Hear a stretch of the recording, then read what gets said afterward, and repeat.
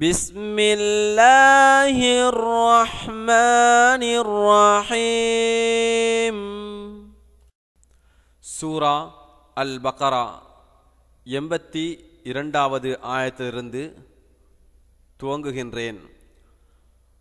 அளவற்ற அருளாளனும் நிகரற்ற அன்புடையவனுமாகிய அல்லாவின் திருப்பெயரால் ஓதுகிறேன். எவர் நம்பிக்கை கொண்டு நற்கர்மங்களை செய்கிறார்களோ அவர்கள் சுவர்க்கவாசிகள், அவர்கள் அங்கு என்றென்றும் இருப்பார்கள். இன்னும் நினைவு கூறுங்கள், நாம் யாக்கூப் என்ற இஸ்ராயில் மக்களிடத்தில் அல்லாவை தவிர வேறு எவரையும் எதனையும் நீங்கள் வணங்கக்கூடாது, உங்கள் பெற்றோருக்கும் உறவினர்களுக்கும் அநாதைகளுக்கும் மிஸ்கின்களான ஏழைகளுக்கும் நன்மை செய்யுங்கள், மனிதர்களிடம் அழகானதை பேசுங்கள், மேலும் தொழுகையை முறையாக கடைப்பிடித்து வாருங்கள், ஜகாத்தையும் ஒழுங்காக கொடுத்து வாருங்கள் என்று உறுதிமொழியை வாங்கினோம். ஆனால் உங்களில் சிலரைத் தவிர மற்ற யாவரும் உறுதிமொழியை நிறைவேற்றாமல் அதிலிருந்து புரண்டு விட்டீர்கள். இன்னும் நீங்கள் புறக்கணித்தவர்களாகவே இருக்கின்றீர்கள். இன்னும் நினைவு கூறுங்கள், உங்களிடையே இரத்தங்களை சிந்தாதீர்கள், உங்களில் ஒருவர் மற்றவரை தம் வீடுகளை விட்டும் வெளியேற்றாதீர்கள் என்னும் உறுதிமொழியை வாங்கினோம். பின்னர் அதை ஒப்புக்கொண்டீர்கள், அதற்கு நீங்களே சாட்சியாகவும் இருந்தீர்கள்.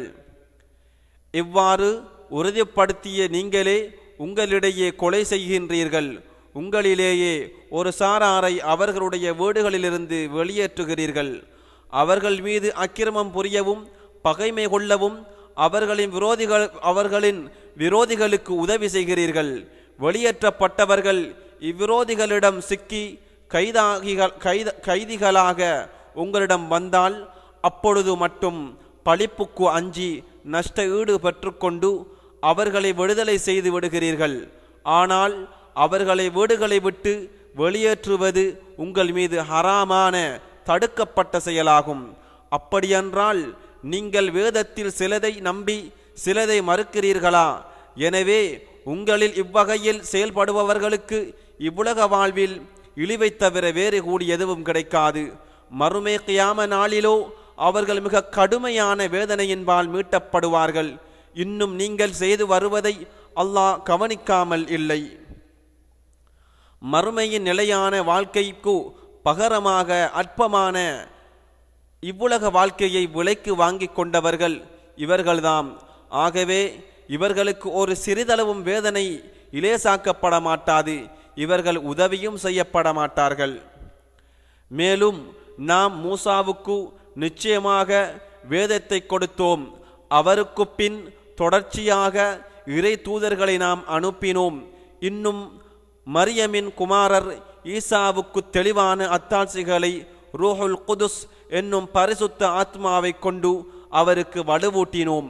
உங்கள் மனம் விரும்பாததை நம் தூதர் உங்களிடம் கொண்டு வரும் போதெல்லாம் நீங்கள் கர்வம் கொண்டு புறக்கணித்து வந்தீர்கள் அல்லவா? சிலரை நீங்கள் பொய்ப்பித்தீர்கள், சிலரை கொன்றீர்கள். இன்னும் அவர்கள் யூதர்கள் எங்களுடைய இதயங்கள் திரையிடப்பட்டுள்ளன என்று கூறுகிறார்கள். ஆனால் அவர்களுடைய குஃபுர் என்னும் நிராகரிப்பின் காரணத்தால் அல்லாஹ் அவர்களை சபித்து விட்டான்.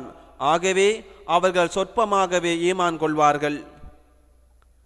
அவர்களிடம் இருக்கக்கூடிய வேதத்தை மெய்ப்படுத்தக்கூடிய இந்த குர்ஆன் என்ற வேதம் அவர்களிடம் வந்தது. இந்த குர்ஆன் வருவதற்கு முன் காவிர்களை வெற்றி கொள்வதற்காக இந்த குர்ஆன் மூலமே அல்லாஹ்விடம் வேண்டிக் கொண்டிருந்தார்கள். இவ்வாறு முன்பே அவர்கள் அறிந்து வைத்திருந்த வேதமானது அவர்களிடம் வந்தபோது அதை நிராகரிக்கின்றார்கள். இப்படி நிராகரிப்போர் மீது அல்லாஹ்வின் சாபம் இருக்கிறது. தன் அடியார்களில் தான் நாடியவர் மீது தன் அருட்கொடையை அல்லாஹ் அருளியதற்காக பொறாமைப்பட்டு அல்லாஹ் அருளியதையே நிராகரித்து தங்கள் ஆத்துமாக்களை விற்று அவர்கள் பெற்றுக்கொண்டது மிகவும் கெட்டதாகும். இதனால் அவர்கள் இறைவனுடைய கோபத்திற்கு மேல் கோபத்திற்கு ஆளாகிவிட்டார்கள். இத்தகைய காவிர்களுக்கு இழிவான வேதனை உண்டு. அல்லாஹ் இறக்கி வைத்த திருக்குர்ஆன் மீது ஈமான் கொள்ளுங்கள் என்று அவர்களுக்கு சொல்லப்பட்டால் எங்கள் மீது இறக்கப்பட்டதன் மீதுதான் நம்பிக்கை கொள்வோம் என்று கூறுகிறார்கள். அதற்கு பின்னால் உள்ளவற்றை நிராகரிக்கிறார்கள். ஆனால் இதுவோ குர்ஆன் அவர்களிடம் இருப்பதை உண்மைப்படுத்துகிறது. நீங்கள் உண்மை விசுவாசிகளாக இருந்தால் ஏன் அல்லாஹ்வின் முந்திய நபிமார்களை நீங்கள் கொலை செய்தீர்கள் என்று அவர்களிடம் நபியே நீர் கேட்பீராக. நிச்சயமாக மூசா உங்களிடம் தெளிவான அத்தாட்சிகளை கொண்டு வந்தார். அப்படி இருந்தும் அதன்பின் காளை மாட்டை இணை வைத்து வணங்குகிறீர்கள்.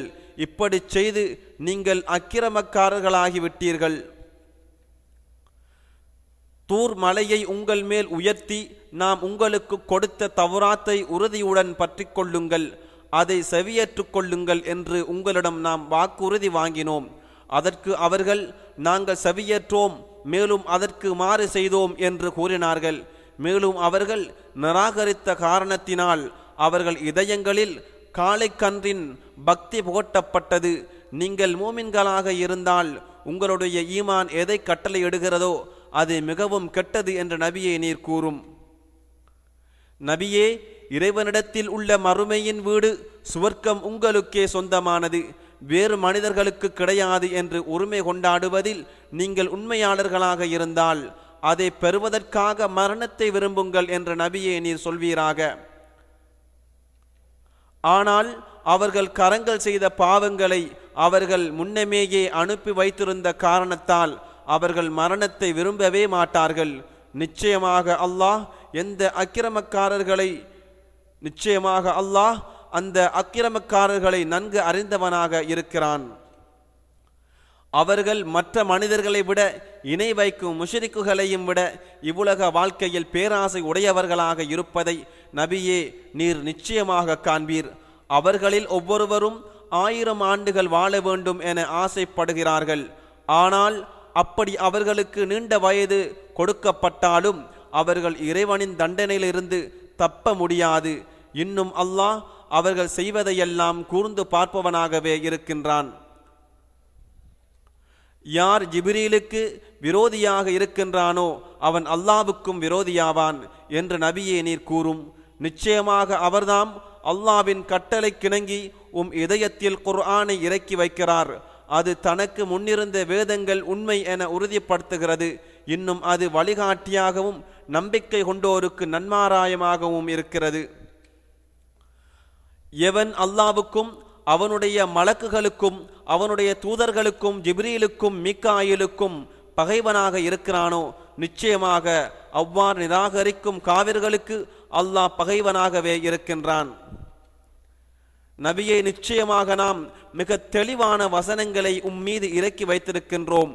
பாவிகளை தவிர வேறு எவரும் அவற்றை நிராகரிக்க மாட்டார்கள். மேலும் அவர்கள் உடன்படிக்கை செய்த போதெல்லாம் அவர்களில் ஒரு பிரிவினர் அவற்றை முறித்து விடவில்லையா? ஆகவே அவர்களில் பெரும்பாலோர் ஈமான் கொள்ள மாட்டார்கள்.